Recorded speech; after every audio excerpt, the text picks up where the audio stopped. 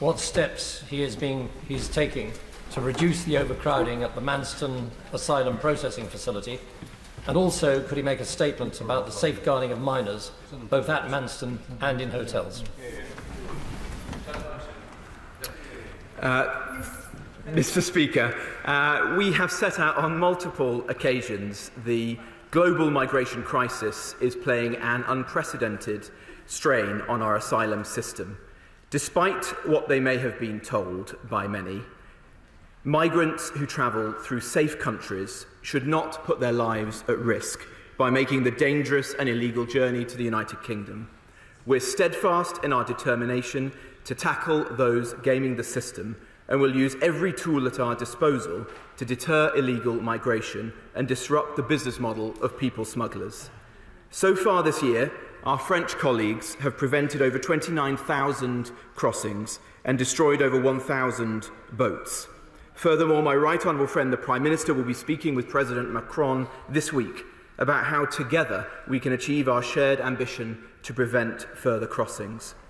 Some 40,000 people have crossed the Channel on small boats so far this year, and the government continues to have a statutory responsibility to provide safe and secure accommodation for asylum seekers who would otherwise be destitute. In order to meet that responsibility, we've had to keep people for longer than we would have liked at our processing facility at Manston. But we have been sourcing more bed spaces with local authorities and in contingency accommodation, such as hotels. I can tell the House that as of 8 a.m. this morning, the population at the Manston facility was back below 1,600. This is a significant reduction from this point last week, with over 2,300 people being placed in onward accommodation.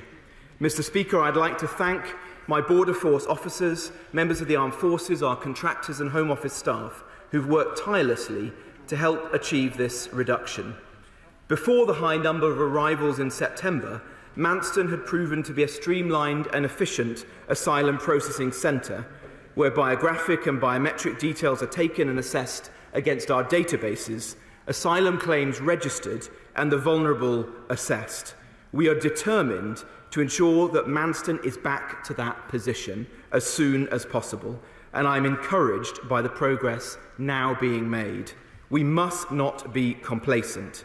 We remain absolutely focused on addressing these complex issues so that we can deliver a fair and effective asylum system that works in the interests of the British people. Sir Roger Gale.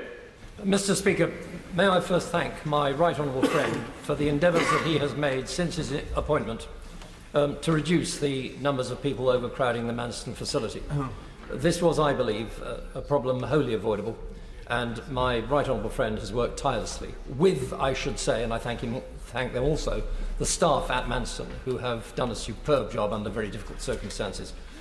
Mr. Speaker, we are now nearly back to where we need to be with the Manston Processing Centre operating efficiently. Will my right honourable friend confirm his understanding, shared with the Home Secretary with me last Thursday when she visited the site, that Manston is a processing centre and not accommodation centre? Would he therefore agree with me that the temporary facilities that were erected while he and I were both there present a week ago on Sunday will be demolished? And can he confirm that additional accommodation will be provided so that the spike in November, which is anticipated and which will happen, as it happened last year, will be catered for so that we won't have a repetition of the clogging up of the facilities at Manston? Minister. Well, Mr. Speaker, can I first praise my honourable friend, who is an exemplary member of Parliament, and it's been my privilege to work alongside him over the last 10 days. He has consistently raised concerns of his constituents, but also our joint desire that Manston operates as a humane and decent facility that provides compassionate care to those who arrive at the United Kingdom's borders. The population is now back at an acceptable level, and that is a considerable achievement. It's essential that it remains so, and he's right to say that the challenge is far from over. Last month, for a variety of reasons, November proved to be the largest month of the year for arrivals to the UK, and so we have to be aware of that and to plan appropriately. We're doing just that. We are ensuring that there is now further accommodation so that we can build up a sufficient buffer so that those arriving at Manston stay there for the legal period of 24 hours or thereabouts, and then are swiftly moved to better and more appropriate accommodation elsewhere in the country. I support his view that Manston should always be a processing centre, not a permanent home for migrants arriving in the UK. I'll take note of his comment that he would like the temporary facilities there to be dismantled. I don't think that that is possible right now, because the prudent thing is to ensure that we maintain the level of infrastructure we have in case there's a significant increase in the number of migrants arriving in the weeks ahead. But it's certainly not mine or the Home Secretary's intention that Manston is turned into a permanent site for housing migrants. Senator Minister Stephen King. Thank you, Mr. Speaker, and I welcome the Minister to his place.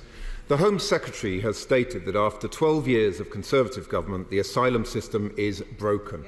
Well, we agree, Mr. Speaker, and it's the party opposite that has broken it. The government is processing just half the number of asylum claims that they were in 2015, and as a result, the British taxpayer is footing a £7 million hotel bill every single day. Their failure to replace the Dublin Agreement on returning failed asylum seekers, failure to crack down on the criminal gangs, and failure to get agreement with France are also increasing the backlog. This catalogue of chaos has led to the overcrowding in Manston, which the Honourable Member for North Thanet has blamed directly on the Home Secretary. Now, the former Home Secretary revealed today that on the 20th of October he received legal advice that Manston was being used or in danger of being used as a detention centre, and he took emergency measures to work within the law. However, the current Home Secretary met with officials on the 19th of October, just before she was forced to resign for breaching the ministerial code. Can the Minister please confirm that she refused to take those same emergency measures?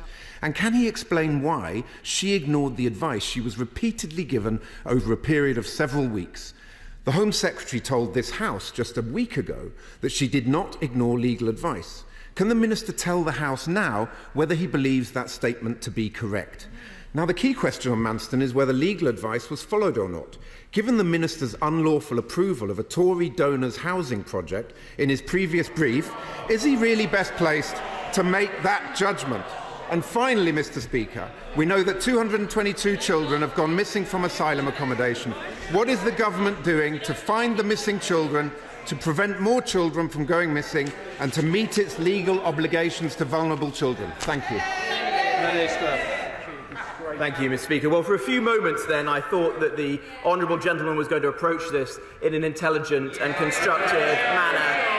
Sadly, Mr. Speaker, that was the triumph of optimism over experience. In fact, the Labour Party are trying to politicise this. And we can, of course, say the same. The Labour Party have no plan to tackle illegal immigration. They don't want to tackle illegal immigration. The Labour Party left the system in ruins in 2010, as my right honourable friend, the member for Ashford, would attest, who had to help to pick up those pieces. We believe in a system of secure borders and a fair and robust asylum system that all members of the public can have confidence in. He asked about the Home Secretary's conduct, and let me tell him, the Home Secretary has consistently approved hotel accommodation.